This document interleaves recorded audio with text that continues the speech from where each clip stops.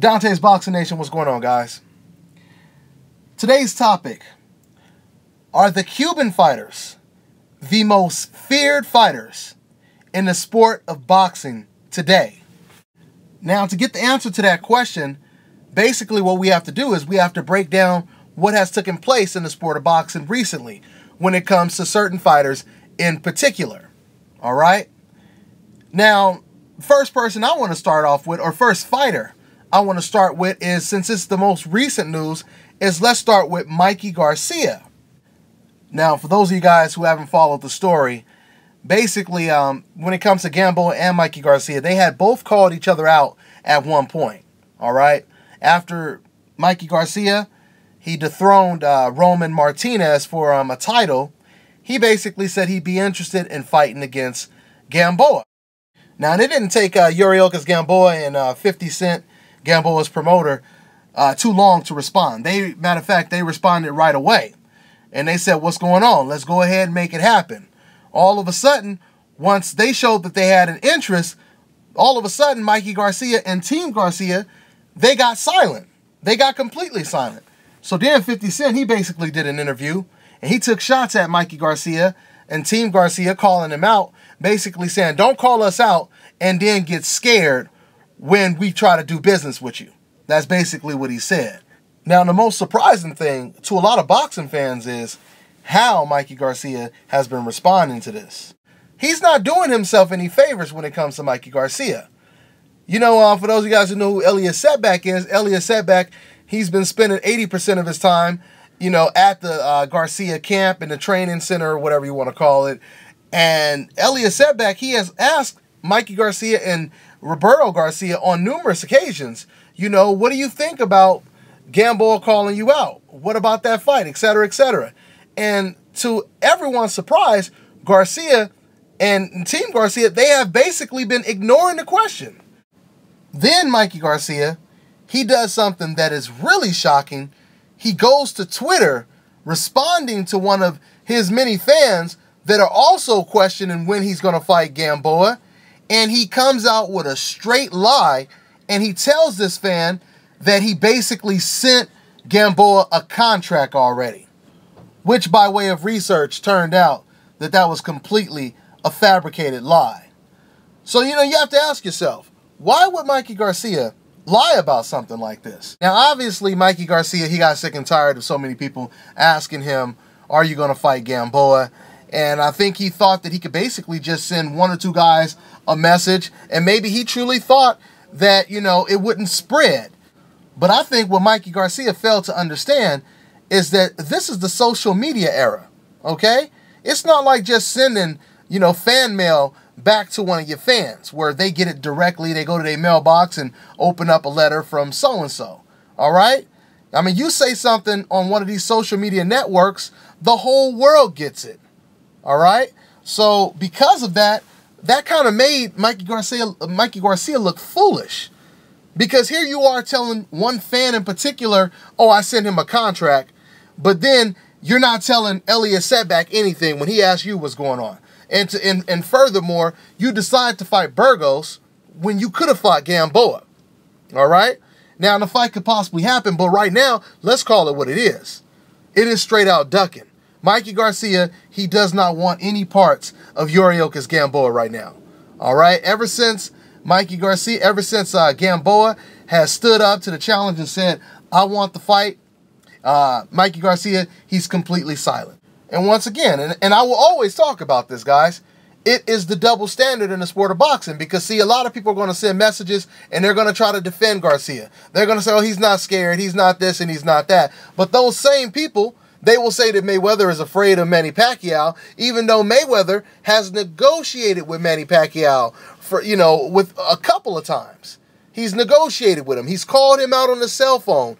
Mikey Garcia has not done any of these things with Yuriorkis Gamboa. He has not called him on the phone and said, let's just make a fight, man. Let's try to do something. He hasn't said, I'll give you 60-40, 30-70. He hasn't said any of this. He's just ignoring Gamboa, which is the true definition of ducking someone. The fear of the Cuban fighter is what it is right now. Now, the situation, it really reminds me of a couple years back when Juanma Lopez was undefeated and everyone was talking about them facing each other. We know that that fight never took place. And it was never because of Gamboa. It was because of Juanma Lopez and Bob Arum. See, in that situation, it may have been just a little bit different because I truly believe that it was more Bob Arum that didn't want to make that fight. It had a little something to do with Lopez, as well. But in this situation, this is all Garcia. This is all Garcia. This is all Team Garcia. They don't want any parts of Yuriorkis Gamboa. Don't get me wrong. Eventually, the fight could take place. There could end up being a lot of pressure put on Garcia, and eventually he may have to take that challenge or take that fight. But just like Gamboa said a long time ago, hopefully Mikey Garcia doesn't get exposed before Yuriorkis Gamboa could get in the ring with Mikey Garcia. All right? So moving on. Let's go ahead and talk about the other most feared Cuban fighter right now, and that is Edis Landi Lara. Now, we already know that Lara is the best 154-pounder in the division today. There is no one who could dispute that. I mean, Lara has fought damn near everyone in the division, okay? He's the best at 154 pounds. What I don't understand is, how can Canelo be willing to fight pound for pound the best fighter in the world, Floyd Mayweather, but he isn't willing to fight the best fighter in his own division? It doesn't make sense. Like I said, there are no more excuses. There are no more excuses. If what people don't understand is Canelo Alvarez, he is not pound for pound one of the best fighters in the world. Now, let me also go ahead and make it known right now that whenever I make a video criticizing a Mexican fighter in particular, I always have to put comment approvals down for that video. What that basically means, if you guys don't know, is you won't be able to comment on this video, or maybe I should say you can comment on a video, but the message, it won't post until the message is approved, okay?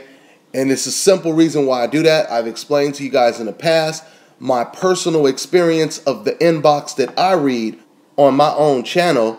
85% of those messages I receive are racist messages from Mexicans in particular.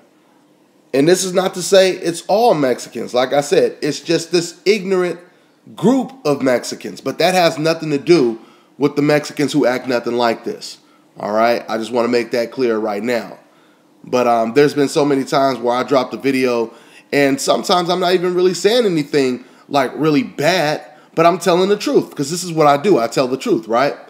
And, a lot of times I'll drop a video like that, and not even 20 minutes will go by, and the first couple of messages that come up will be some Mexican guy playing the race card. And what's so funny about it is the people who do this, they never object to anything that I said, okay? In fact, they almost make it seem like they agree with what I say, but it upsets them so much that they, revert to playing the race card. And that is the true meaning when people say the truth hurts. And since we're talking about emotional feelings when it comes to the sport of boxing, let me touch on something else. Every once in a while, I'll get a message from someone saying, man, Dante, you're just being biased. How come you always talk bad about Canelo or Abner Mares or Donaire, but then you talk all good about Floyd Mayweather, etc., etc.? Are you serious? Did you really just ask me that? You're going to compare someone like Canelo to Floyd Mayweather? You're going to compare Donaire to Rigo? You're going to compare Abner Mares to Floyd Mayweather? You guys have to understand something. This video, this channel that I have, this is about speaking the whole truth. All right? You're not going to get the credit of a Floyd Mayweather if you are nowhere near as good as Floyd Mayweather. I don't give a damn if you like him or not. This is a boxing forum. This is what we do. We talk boxing. And some of you guys have to understand my perspective, okay? Because I'm not just some kind of fan who sits down and just tells you, oh, I like this guy, oh, I hate that guy. If you like him, you must be gay. And, I don't look at the sport like this. I look at it far more. I'm deeper in the sport of boxing because I have a son that boxes. I was teaching him how to box since he was out of diapers, all right? And now he's at the national level where, you know, he's a big name out here in Vegas. And he's doing big things. We're getting him ready for the Silver Gloves. Matter of fact, this week, we're heading out to California on the 9th. Okay? And the reason why I'm bringing this up is because I'm seeing things totally different than just some casual fan who talks about who he likes and who he doesn't like. You know, I'm not going off of like and dislike. I'm going off of who has the best skill and what we can incorporate into my son's style when he goes to a national tournament, okay?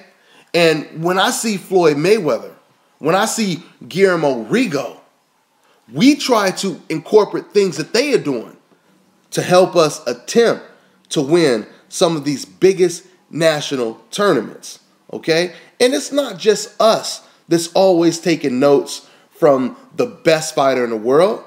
It's all the other kids at these tournaments. Like I said, I've been to hundreds of these tournaments already. And you see the Mexican kids doing the Floyd Mayweather Philly Shield. You see the Asian kids, you know, boxing like Roy Jones. You see all of these kids basically incorporating an American style of boxing, all right? Because they know that it worked for them, that, you know, the proof is in the pudding. These guys are now considered the best fighters in the world. And everyone wants to experience that. And you understand it more when you're in the game and you're actually a fighter or you're a trainer or you're just involved or you're really, really close. And you don't even have to be, you know, a boxer or a trainer. If you could just be really, really close to the sport where you have a high IQ level of boxing knowledge, okay? So the bottom line to that is this. If I can get my son to learn a good 60 to 75% of what a Floyd Mayweather, a Andre Ward does, and he can apply that in his tournaments when he fights, guess what? We are going to be very successful. And we are going to continue to be successful throughout the future. So this is the reason why you will hear me praise these fighters far more than you will hear me praise some guy who's not as good. Some guy who we know is going to most likely lose one of his next 3 fights in the years to come. Okay? Do you guys understand that? Moving on. Let me go ahead and get back to Erislandy Lara being one of the most feared Cuban fighters in the world today. And we were talking about Canelo Alvarez. Like I said before, Canelo Alvarez is not pound for pound one of the best fighters in the world. So once again, whenever I talk about Canelo fans, they always try to counter by bringing up Floyd Mayweather like they are the same people, like they have accomplished the same things in the sport of boxing, etc., etc.